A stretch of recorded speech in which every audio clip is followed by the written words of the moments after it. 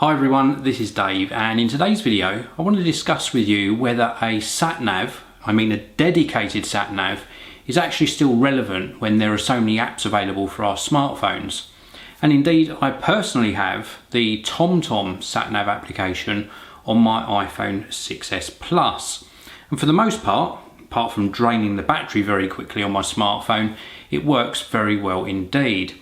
But I do still use a dedicated sat-nav system, and TomTom very kindly sent me out their Start 52, which is a 5-inch satellite navigation system, very compact, touchscreen, and it works very well indeed.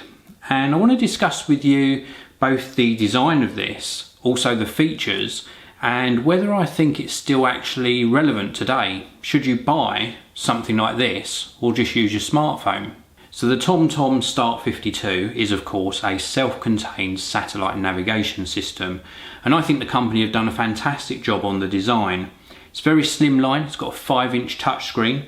The actual screen is very vivid, and although it's a resistive panel, it still works very well indeed. It's nice and slimline, and if we move around to the back of the sat-nav, you'll see that we've got the main power on off button, the speakers, and also a micro USB socket, which is used for either powering the sat-nav or indeed for charging it. It does have its own internal rechargeable battery, which seems to last a reasonable amount of time.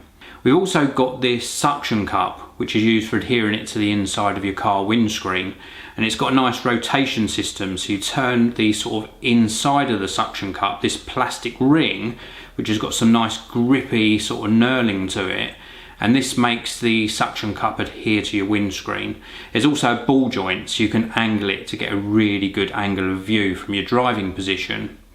Now, one thing that I do like with the whole TomTom system, this applies to the iPhone and Android applications as well, is that the mapping is very good and very responsive. I like the lane assist functions, for example, and I think TomTom really do make some of the best sat-nav systems out there. The thing that I like about a dedicated sat-nav over using something like my iPhone 6s Plus is really twofold. First of all, the speakers on this seem to be much better. And secondly, when I've used my smartphone as a sat-nav, there's nothing worse than getting to your destination and either having a really hot phone from charging it all the way along your journey, or indeed running your battery down and finding you don't have any battery life left for making those important calls. I think it's very taxing on a smartphone to use it as a full-time sat-nav. I'd much rather have a dedicated system. Now, during my use, I found this very easy to use. The menu system and the navigation through those menus is very good, and it's all well laid out and very methodical in the way that they've done things. It's very simple to put in your destination address. You can also, of course, customize this to how you want it to actually work for you in terms of measurement units, whether you want to actually avoid toll roads, whether you want to reroute on your journey. Lots and lots of options, and it gives you the actual instructions, which are of course turn by turn, very appropriately in good time, and it really does help you get from A to B. I found setting it up very simple indeed. I like the fact that we've got lifetime map updates free of charge on this, plus 3 months of speed camera updates as well, and I just think it's a very solid performer. It's not a top-end sat-nav from TomTom, it's very affordable, but I still do think that the Start 52 is well worth looking at.